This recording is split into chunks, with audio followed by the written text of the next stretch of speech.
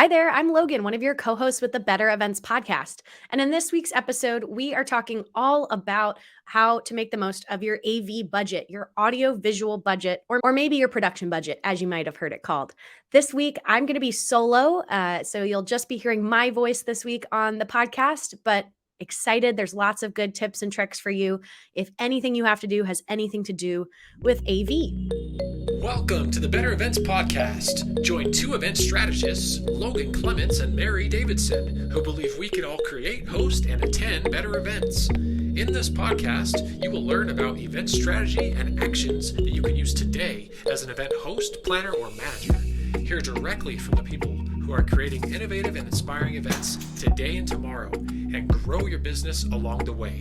Now, let's get started, and thanks for listening to the Better Events Podcast. Hey friends, Logan Clements here, one of your co-hosts with the Better Events podcast. And in this week's episode, you're going to be just hearing from me, Logan. Mary is off doing events. And like she mentioned in her episode 2 weeks ago, we are in a busy event season. So you're getting just me to talk about a topic that is near and dear to my heart, all about how to make the most of your AV budget. And when I talk about AV, I guess I should first define the term. We do have an episode all about event jargon. And so when I say AV, that means audio visual. This is often the microphones, the speakers, the TVs or projection screens or LED boards that you are using on your event. It's mainly kind of the production piece of your event. And so this episode is for anyone who has to either manage a budget, is interested in learning more about what audio visual AV budgets will look like, or if you're someone who's actually on the production side of events. I'm going to be sharing a little bit about my tips and tricks for how to make the most of an event budget, really dive into a little bit of in-house AV pros and cons versus bringing in an external AV company, as well as some common mistakes that I see people make. And this is something that I'm very passionate about. I'm a producer. And in the past, I'd say 4 or 5 years, I've really focused in on the production aspect of an event. And again, we like to start wide on this podcast. So I guess I should first not assume you might know what I'm talking about when I say production. The production is, I always say, is anything with a microphone, a stage. Sometimes it doesn't have to have a stage, but this is anything of like the digital things that you are listening to, watching, how you play a video, how you show slides. That is what I would define as the production part of your event. And a trend that we're seeing around all events, I'd say, is budgets are getting cut, or they're going down, or they're just being a little bit more discerning with what clients want to spend money on.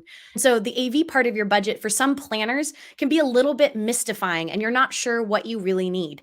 And I get really hyped up about this topic because I've kind of fallen into this niche now with some clients in the last couple of years where I am that kind of AV interpreter for them. I know enough about the tech speak to be dangerous and know what's going on, but not enough to say that I wanted to technical direct my own show and tell you what cable gets plugged into what. But I can read an AV quote and understand kind of what that looks like in terms of the attendee and client experience.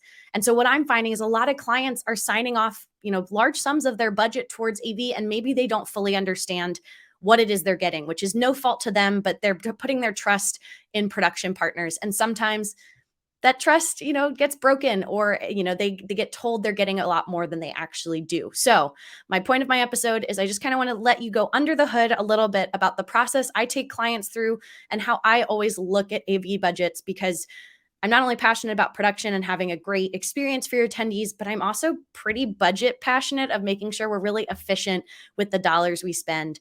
And I'm not going to pretend that you with a $10,000 AV budget are going to get the same as someone who has $1 million AV budget. And yes, I've worked events that have that large range, and the look and feel is very different. But that doesn't mean because you have $10,000 or even $2,000 for your production budget that you shouldn't still have a smooth and enjoyable experience. So I guess this tees up my first tip for how to make the most of your budget is to have a budget. I feel like this is a little silly to talk about, especially in a solo episode where I don't have Mary to bounce off, but just making sure you actually have a number in mind. Because the hard part when you go to a production company, it could be an agency who does a lot of productions. It could be Encore, the in-house. Encore is a company that's in a lot of hotels and venues, and they are the in-house AV team. So if you go to them, almost all these companies have done enough that they have standard packages they can give you. But like I said, the range is so large that you could have $2,000 to $10,000, or you could have $500,000 to $1,000,000 to spend on your AV. And so you're going to spend a lot of time kind of sifting through, and it might add to your confusion if you don't know what you need. So make sure you have a budget, and this would come from your larger event budget, putting kind of pooling an amount for audio visual. So again, it's for the microphones, the speakers, if you want staging, any kind of video board, if you're doing TVs or projection screens or LED boards, I put all of that under production. Same thing for your AV budget should include the people to operate that equipment. So if you personally are not going to be advancing your own slides, it would be that person's labor, their time is going to be included in that AV budget. Now, I feel like you might already be thinking, Logan, what's a good AV budget? And I can't tell you that answer. And I get asked this all the time because it really varies. I will be the first person to tell you what is reasonable for what you're looking for. For example, let's say you just want a TV screen, so like a 55-inch monitor that you would have at home, maybe if you're a big TV person, and a laptop and an HDMI cable that's going to connect your laptop to that TV screen because you're having a small meeting, maybe 10 to 20 people, and you don't need a microphone or anything. You're not doing anything hybrid. You're not recording it, any of that. And maybe that's going to come out to a couple $100 easily. It could easily be $1,000 right there, especially if you're using it in a hotel in their meeting space. Again, a lot of hotels will give you slight discounts on certain things, but that could easily be $1,000 in equipment and in the labor to set that up. No one to operate it while it's your meeting. You're operating it yourself, and then they would come and break it down. Now, if you're going to one of these big conferences, especially if you're in the tech sector or pharmaceuticals or a for-profit company, you might go to these events where it's a huge stage and it's giant LEDs that run almost the whole wall and moving lighting, and maybe there's some fog and dynamic and things like that. That's going to be closer to that $500,000 to $2+ million budget because it's going to be that much bigger. So it really varies. And again, don't expect, though, if you only have $1,000 or $2,000 or $3,000, that you shouldn't be getting good service and getting what you need, but it's just managing those expectations. My second tip for your event for making the most of your AV budget is to prioritize. Make sure you have certain priorities, because I just gave you a couple different ideas and ranges of kind of what you can have. And the people that I see, I think, struggle the most with their AV budget is that they aren't sure what they want, and they want to do everything really well, or they can't pinpoint the one thing that's important. And so it's okay if your priority on the AV side is that AV is not a priority, that you just want the bare bones. It's just there. The people are here more for the connection or the food or whatever it is. That's fine.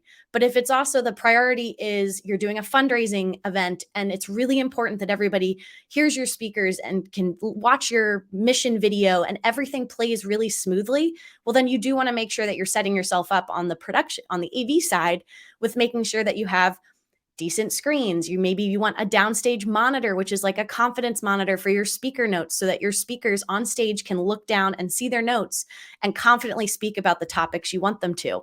And again, I can already hear you thinking, what are the right priorities, Logan? Honestly, there isn't a specific one that I can pinpoint for every single event. Like, that's a priority.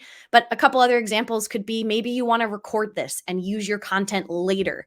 Maybe it's really important for you to make sure there is a hybrid function for your event for virtual attendees to join in, or accessibility is really important. And you want to make sure you have an American Sign Language interpreter both in the room and on the screen virtually for your virtual attendees.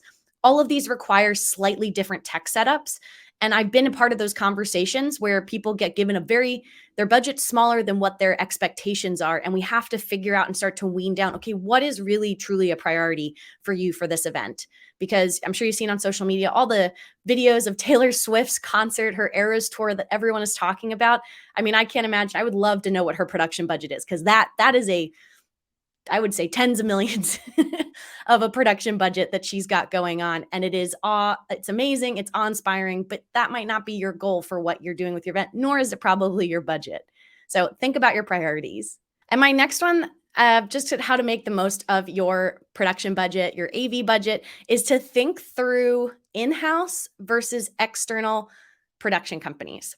So when I say in-house, I mentioned it earlier, but a lot of hotels now have an internal AV company. It's called Encore. It is a massive national. I'm not sure if they're international. I've not worked with them abroad, but they are a national company. And what it was it started as a smaller company and then it bought up a lot of the local AV companies and brought them in-house because often hotels are going to be an epicenter for hosting events. You probably host several events a year at different hotels. And so that just partnership makes sense. Now, my tip for that though is I find a lot of clients will just automatically default to the in-house encore option. And while that could be the fit for your event, my suggestion to make the most of your AV budget is to always get 2 to 3 quotes. So you can do your encore in-house, but get at least one, if not two, external outside company quotes.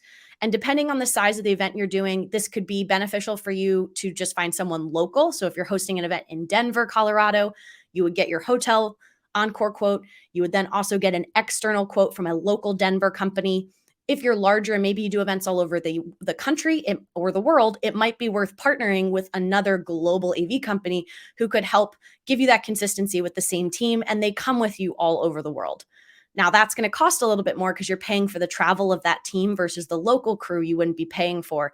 But it's good to kind of cost compare those differences, because often you'll find with the in-house encore folks, they do then part of what they charge you is going to the hotel. So their prices are automatically going to be a little inflated.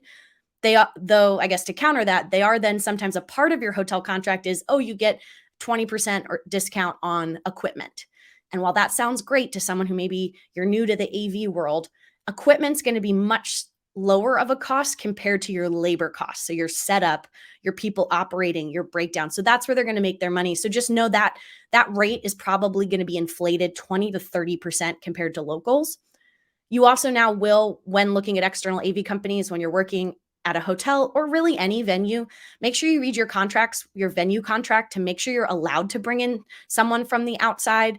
Often, I feel like now I'm seeing it really common that you can, but sometimes you still have to pay someone from Encore or the internal, AV company to supervise.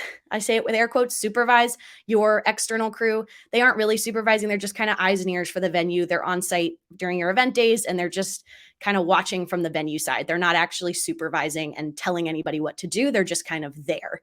But even then, that cost of having that one person from the venue side could be way less, could still be cheaper than that markup you're getting by going in-house. So just really thinking, as long as you get a couple quotes, and you'll start to see what I mean, like certain same equipment, same, person for a day, you're going to see that difference in costs. I feel like I've often defaulted to Encore when my client has a very simple setup on the AV side. Like they just need a couple of microphones, one projection screen, one laptop, and they're feeding everything directly from the laptop to the projection screen. So they don't need anything other fancy equipment, and they maybe need one operator to help them on their event days. And for that, something so small like that, it could make sense to go in-house just because logistically it's easier, and you're going to pay a lot more for, that cost of having people bring a truck or something from another company is probably just going to be way more than you need it to be. Now, this is a part of my fun part, and Encore folks, if you are listening, I'm so sorry, because I'm going to be giving some people some tips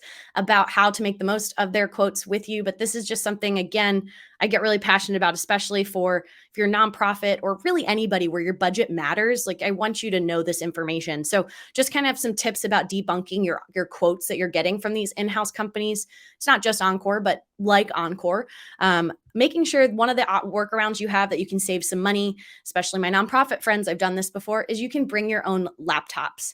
I don't suggest this for big shows, but if you are, again, that more simple setup where it's one laptop feeding into your, you want to put just slides on a screen, often you'll see in these AV quotes, they're going to charge you $200 to $300 a day, if not more, to rent their laptop. Again, bigger shows, you really want to make sure you're using the AV company's laptops. That just ensures a smooth process. But for something like this, where $200, $300 a day over 3 days is almost $1,000 in savings. And that has made an impact for some of my clients. So don't be afraid to ask, can you use your own laptop? Big thing then is just making sure you write down your passwords or anything that could lock someone out of your laptop. That would be like the only way to derail that. And then remember to bring your charger and all those fun things, because your laptop's going to be in use during your event. Another, like I mentioned, is your contract with the venue might give you a discount on equipment. And while these in-house AV companies are technically in-house, I have found sometimes there's a little bit of a disconnect between the venue sales department and the AV sales department. So make sure you note if in your contract you get 20% off all of your equipment that you rent with the in-house folks, write that number down and make sure when you get your quote from your in-house folks that they do give you 20%. Again, this is a very small detail, but it could add up to some really big numbers depending on what you're dealing with, or just big impact depending on what you're dealing with. So don't be afraid to ask for that discount in your contract. If you're a nonprofit, I also encourage, it's worth asking. All they can do is tell you no if they do offer any additional nonprofit discounts. This again, for my folks who have budgets of $10,000 and below, it's just worth asking. They might not give it to you. I have found, ironically, usually if you have a bigger budget, they might be more willing to move with you, but that's because overall your project is bringing in more revenue for them. And then another part of looking at these quotes, and this applies not just in-house, I guess, but also an external company, but make sure you look at your labor costs. So this is like the technicians, the setup people, and just make sure in your quote that they have allocated the right days for setup, the right day for rehearsal, and the event days. I have found in some of these quotes, it sometimes includes just the event day, and all of a sudden you get hit with these unexpected costs after the event because you actually needed the techs there for the rehearsal and that wasn't accounted for in your initial quote. So just go through like dates with a fine tooth comb. And if you're still confused about how to read it, reach out to me. I'm happy to help you. And often a lot of these folks are, that you're working with on the in-house Encore side or externally are happy to answer your questions and walk through things with you. Don't be afraid to advocate for yourself because you want to make sure that you're understanding what's scoped. And again, that's a lot of my role. So I can help interpret that for event hosts and event organizers. And lastly, just to reiterate, I feel like I mentioned it here, but when you're working with in-house, you're going to have that hotel markup. You're also going to have a service charge sometimes as well as tax. So it's going to be a budget that in the industry we call plus, plus, plus. So it's like plus tax, plus service charge. I can't remember the third plus right now, but it is going to be marked up. And so just take that into account. Don't be surprised if you go all the way to the bottom of your quote and your subtotal sounds like a really good number. And then all of a sudden you see service charge, taxes, and you've just added on a couple hundred, if not thousands of dollars. It is pretty significant. This could be anywhere from a 10 to 25% increase at the bottom of your budget. And so making sure you're taking that into account when you come, like my first tip, with your budget of say it's $10,000, you can probably then only spend $8,000 on equipment and labor because you're then going to get hit with that tax and that service charge. And that's what's going to get you to your 10,000. Now, some of that stuff has wiggle room, and it's, again, worth asking and questioning kind of some of those charges, not so much on the equipment and the labor side, but just really when you get to those taxes and services and fees, double check your venue contract. Some of that might be waived. It's also worth just asking if any of that, especially if you're like $1,000 over your budget and you're saying, I really can't budge. I have 10,000 to spend. We're at 11,000 right now. Is there any wiggle room in the service charge?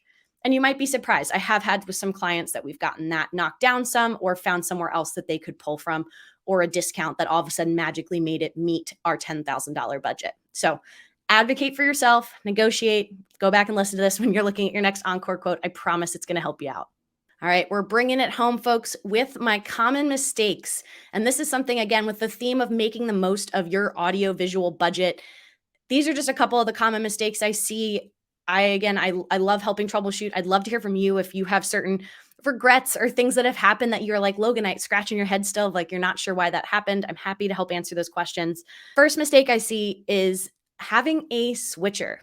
So what is a switcher? A switcher is a piece of equipment that allows you to switch between multiple inputs but going to one output. So what is that? That means like if I have a switcher, I can have two laptops, one that's showing slides, one that shows a video, and I would have this physical piece of equipment that allows me to, in one button, switch very seamlessly from my slides on laptop 1 to my video playing on laptop 2. And so all that I would see on the screen as an attendee is I see slides, and then we queue up our video, and I would just see the video. Now, if you don't have a switcher and you're running everything off of, you could still use two laptops, but it's going to be multiple clicks, or potentially they're going to see you, minimize your slides and open up your computer. So it's just one of those that having that switcher is going to help just make your transitions seamless. And this is something I emphasize so much for everyone, unless maybe you have like a meeting and it's a lot smaller of an audience, but any larger event's got microphones and things, you really want to make sure you have a switcher included. This is also a crucial piece of equipment if you're doing anything with live streaming, because that helps enable you to show different things on the in-person screens, but usually then you need like a second switcher, or your live streaming person should have these switching capabilities. So switcher is a term for a physical piece of equipment that I encourage everyone to have on their AV quote, especially for larger groups. But also a switcher could refer to a person who is the person who's operating the actual physical switcher. So that's something else you want to make sure, like, who is operating that switcher. My next mistake I see people making is, because of COVID times, we got better at doing events with a very short runway. Getting approached a month out saying, hey, we have an event next month. Can you do it? And the event industry said, yes, we can. And that's awesome. But the hard part has been, now events are back and they are booking. I am busy. Mary's busy. A lot of folks in the event industry are very busy. And so the sooner you book your event for a longer runway, meaning if this event's 6 months away, the sooner you confirm, yes, this is what I want from the production side of things, the better the chance is that you're going to get the A team. So you're going to get the best folks from whatever company you're working with. The closer you get to the event, it's not saying you can't get the A team. Sometimes things happen, they happen to be available. But what a trend I'm seeing is that good, experienced folks are getting booked faster, faster, and faster. And conversations I'm having with technical directors is, again, they have the crew. It's just going to be maybe the less experienced crew that you're getting. So the sooner, and this is something I feel like with AV budgets, a lot of times that's left to the 11th hour. You don't confirm that with your internal or your external AV company until a couple weeks out. And just know, often until you're confirmed, they won't book the crew. And this applies, like, no matter if it's their full-time employees or freelancers. Like, I'm just finding good people are getting booked, and that's a great problem to have, because we want good people to be booked. But if you really want to have the best of the best at your event, the sooner you can confirm that scope, sign your deposit or your letter of intent or whatever it is, and confirm it, the better folks that you're going to get on your job. Another mistake that I often see people make is they don't talk through scenarios with their AV company about who is doing what during the event. So whenever possible, I would always suggest having an actual tech in the room, pushing the buttons, pushing the slides on screen, operating everything. I've met with some clients who had, again, smaller budgets, who they were those people. And while you can definitely do it if you have that experience and you're like, Logan, I love that role, that's great. But there is some value in having someone who's not you be able to push the slides, to advance the slides, or to push play on that video. Because if you're the overall event planner for that conference, for that meeting, for that association, you might get pulled away to deal with an attendee issue. And if you get pulled away and you're the one who is pushing the buttons, well, what happens? Do you make the attendee wait, or do you make the show wait? So making sure you're talking through, this will help you, especially if you're newer on the AV side of things, to make sure you have enough staff from your production team. So knowing that your goal of what you want to see, or maybe you have cameras because you're recording. It's very different if you just have static cameras versus a manned, camera with a camera operator behind it, and just talking through that, because it is one of those things that I think people don't think about until we're physically in the room, because a lot of us are very visual people, and that's fine. But the hard part, again, back to my earlier point, is they're going to then have to struggle to find someone. And I have had some cases where they can't find someone to fill a role because we didn't know it was something they needed until that day before the event. So talk through those scenarios. Who does what? Who's actually pushing my slides? Who's hitting play on my video? Who's helping operate my notes if I have a downstage monitor, conference monitor? Who's helping give my microphone to my speakers? Is that a stage manager, or is that someone from your side, from the client side, who's helping with that? Like, talk through that to make sure you have enough folks. Another common mistake I see is just thinking about staging and scenic, as we might call it. And this is like everything from the physical stage that people are using to the florals or the backdrop, just the lighting, anything you have that you'd want on your stage to jazz it up and be more than just, a black stage with some skirting around it. And while this can be a great place to like make a good impression and go big, it can also be really expensive. So just thinking through, again, back to my earlier point about priorities, what is important to you? And my second to last mistake I see people do is to think about the speaker tools that you're going to need. So this is something that, again, we can get into the 11th hour or 2 weeks before the event, and I'm coming on to help as a show caller. And I'm asking, do we have a clicker? Meaning, do our speakers want to advance their own slides? They want a little clicker. Or do they want a speaker timer where you can control a countdown timer that only they see, so they can see how much time they have left? highly encourage this for anyone who has speakers who talk for a long period of time. A speaker timer can be really helpful. Or a panel discussion, something that's more open format that you want to have a countdown to let them know when time is up. Or having that downstage monitor, teleprompter, confidence monitor, can be called many things, but this is anywhere from a screen that's down on the floor to a screen that's kind of, we've seen them for the presidential prompters, what we call them, the presidential addresses, those clear panels that are showing you your notes or even an exact word for word script of what you're saying. There's really, everything's possible. Again, you do not need all of those for your event, but just thinking through, what is your speaker's expectation? If you're getting a lot of folks with speakers who are bringing you slides last minute, maybe it's a lot of thought leaders, experts, things like that, I would highly recommend having a clicker, because the speaker is going to know their content the best, and you in the back of the room or your tech that you're bringing in from your AV team isn't going to know that, and there is going to be a little bit of a delay. And to avoid having your speaker say next slide, next slide, next slide, I'd highly encourage you to have at least a minimum a clicker. And then my last, not common mistake so far, but my last pro tip for making the most of your AV event budget is, if throughout this episode your head is spinning, you're like, Logan, I have no idea what you're talking about, or this just seems like a lot, this is where you can hire someone. You can hire help. Ask for help. This is where you can bring in someone like myself. You can bring in a producer who's going to be more of like a project manager for things. You can bring in a show caller who's going to just more come in the weeks before, manage your AV team and call and direct the show and tell what person to push what buttons when. Or you can even hire what we would call a technical director or a TD. And this is someone who would be the true project manager, owner of the whole production team. They would make sure you had the right equipment, the right people. They'd probably help you with your schedule. Usually a TD wouldn't call the show. They wouldn't be the one queuing everyone, but sometimes all three of those roles can kind of wear switching hats. The main things I would say is, like, a producer's really good talking to you and understands your vision as the client, as the event host, as the event organizer. The show caller needs to do a little bit of that, but needs to really just own your show and know what happens when, calm under pressure, knows how to cue multiple things at once. And your TD is someone who has very, intense technical knowledge. I would never call myself a TD. Again, I say I'm a show caller and I'm a producer who knows enough to be dangerous, but that's kind of how I would classify myself. So just making sure you can hire someone. You can always reach out. Mary and I are also a great resource. But hopefully this gives you a little bit more clarity about your AV budget and how you can make the most of it. I don't want it to be a scary part of the event planning process, but I often can find it's one that folks either just don't know and don't really want to dive into, and that's where they're wasting some dollars, or maybe just not happy with their experience after the fact. And there's some small tweaks, like I mentioned, you can make that can kind of just set yourself up for success so that you have an amazing event. Well, that brings me to the end of our episode. You can follow us on Instagram, Facebook, LinkedIn, Twitter at Better Events Pod. You can send us an email at bettereventspod@gmail.com. You can also connect directly with Mary and I on LinkedIn. We love hearing from you. And as always, thanks for listening. And Mary and I will be back together in your feeds again next Wednesday.